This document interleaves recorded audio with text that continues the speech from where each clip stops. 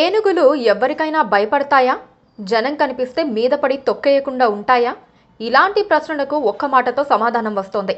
గజరాజులనే గడగడలాడించే, మదపుటేనుగులనే మట్టి కరిపించే వాటి జాతి మరోటి ఆంధ్రప్రదేశ్కు రాబోతోంది. అవే కుంకి ఏనుగులు. జనంపై పడి చంపేస్తోన్న అటవీ ఏనుగులను దారికి తెచ్చేందుకు ఆంధ్రప్రదేశ్ ప్రభుత్వం కర్ణాటక సాయంతో 6 కుంకి ఏనుగులను పట్టుకొస్తోంది.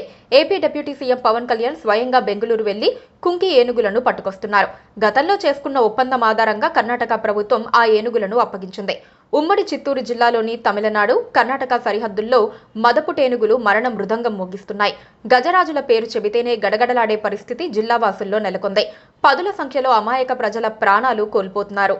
ఎప్పుడు ఎలా వచ్చి దాడి చేసి ప్రాణాలను బలిగొంటాయోనని జనం బిక్కుబిక్కుమంటూ కాలం వెల్లదీస్తున్నారంటే పరిస్థితి ఏంటో అర్థం చేసుకోవచ్చు. అడవి ఏనుగుల దాడితో 10 సంవత్సరాల కాలంలో 22 మంది మృత్యువాత పడ్డారు. వేల ఎకరాల్లో పంట నష్టం జరిగింది. ఈ పరిస్థితుల్లోనే మదపుటేనుగుల నియంత్రణ కార్యక్రమాన్ని ఆంధ్రప్రదేశ్ ప్రభుత్వం ప్రారంభించింది. కౌండిన్య అభయారణ్యంలోని పలమనేరు ముసలిమడుగు వద్ద రాష్ట్ర ప్రభుత్వం ఆపరేషన్ ఎలిఫెంట్ పేరుతో బృహత్తర కార్యక్రమం చేపట్టింది. మదపుటేనుగులను దారికి తెచ్చేందుకు కుంకి ఏనుగులను ఇవ్వాలని ఏపీ కోరింది. కర్ణాటక ప్రభుత్వంతో పవన్ కళ్యాణ్ ఒప్పందం కుదుర్చుకున్నారు. వాటిని పలమనేరు క్యాంపుకు తరలిస్తున్నారు. అక్కడ ఎలిఫెంట్ బాత్, వాటర్ టబ్, షెడ్లు, కిచెన్, మావిటి క్వార్టర్స్, రోడ్లు, సోలార్ విద్యుత్, నీళ్ల కుంట, వాటర్ ట్యాంక్ వంటి సౌకర్యాలను ఏర్పాటు చేశారు. ఏనుగుల ఆరోగ్యం పరిరక్షణకు పశువుల ఆసుపత్రి, వాటిలో పనిచేసే పశువైద్య నిపుణుల కోసం ప్రతిపాదన పెట్టారు. ఎక్కడైనా ఏనుగుల గుంపు దాడికి దిగినప్పుడు కుంకీలను రంగంలోకి దింపుతారు. ఏనుగుల్ని తరిమి కొట్టడంలో అవి కీలక పాత్ర పోషిస్తాయి.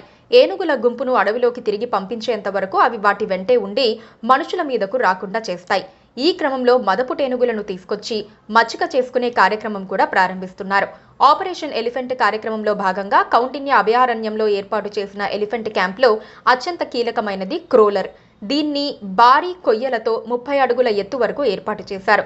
బంధించిన మదపుటేనుగును ఆ క్రోలర్ ఉంచటంతో అది శాంతించి సాధారణ ఏనుగుగా మారుతుంది. వాటిని అలా తయారు చేయటమే మావటిల కర్తవ్యం. చిన్న ముఖద్వారం గుండా ఏనుగులను తీసుకొచ్చి వాటిని క్రోలర్లో పెట్టి ట్రీట్మెంట్ ఇస్తారు. 2 రోజుల పాటు ఎలాంటి ఆహారం ఇవ్వకుండా దారికి తీసుకొస్తారు. తర్వాత వాటికి కావలసిన ఆహారం అందిస్తారు. అప్పటికి దారికి రాని వాటిపై కుంకి ఏనుగులను ప్రయోగిస్తారని తెలుస్తోంది. ప్రభుత్వానికి ఆదాయం తెచ్చిపెట్టే ప్రాజెక్టుగా ఇప్పుడు ఎలిఫెంట్ క్యాంప్ ఉపయోగపడుతోంది. అక్కడ ఎకో టూరిజానికి కావలసిన అన్ని ఏర్పాట్లు చేస్తున్నారు.